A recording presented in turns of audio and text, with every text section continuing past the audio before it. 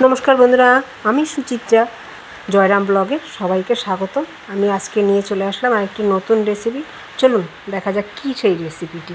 এই যে দেখতে পাচ্ছেন আজকে হবে কাচকি মাছ। এই যে এগুলো দেখতে পাচ্ছেন, এগুলো হচ্ছে কাচকি মাছ। কাচকি মাছগুলোকে মশলা দিয়ে মাখিয়ে চাল কুমড়ো পাতায় বড়া ভাজা হবে।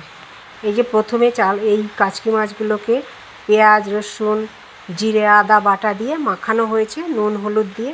তারপরে পাতায় ভরে এগুলো তেলে ভাজা হবে বড়া। এই যে চাল কুমড়ো পাতাগুলোকে আগে নুনে মাখিয়ে রেখেছিলাম যেন পাতাগুলো নরম হয়ে যায়।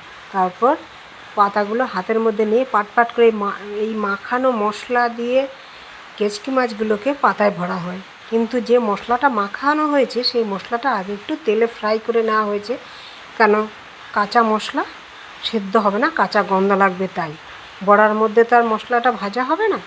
এক পাতার মধ্যে ভরে ভরে সমস্ত মাছগুলোকে বড়ার মতো সাইজ করে নিলাম। তারপর সেগুলোকে তেলে ভাজা হবে। বন্ধুরা, কে কে খেয়েছেন এইভাবে এই কাচকি মাছের বড়া? যদি কেউ না খেয়ে থাকেন, খেয়ে থাকলে তো টেস্ট জানেনই, যদি কেউ না খেয়ে থাকেন তাহলে এইভাবে করে খেয়ে দেখবেন। একবার করে খেলে বারবার খেতে ইচ্ছে করবে। এই পাতা মধ্যে দিয়ে কাচকি মাছের বড়া, মানে কি বলবো, একবার খেলে মানে এক থালা ভাত আপনি খেয়ে নিতে পারবেন শুধু এই বড়া দিয়ে। পাতুরি যেরকম, সেই বড়াটাও ঠিক সেরকম। এই যে সমস্ত রেডি। তারপর কড়াইতে তেল দিয়ে বড়াগুলো দিয়ে দিলাম। তারপরে এপুট এপুট করে উল্টে পাল্টে বড়া ভাজা হয়ে যায়।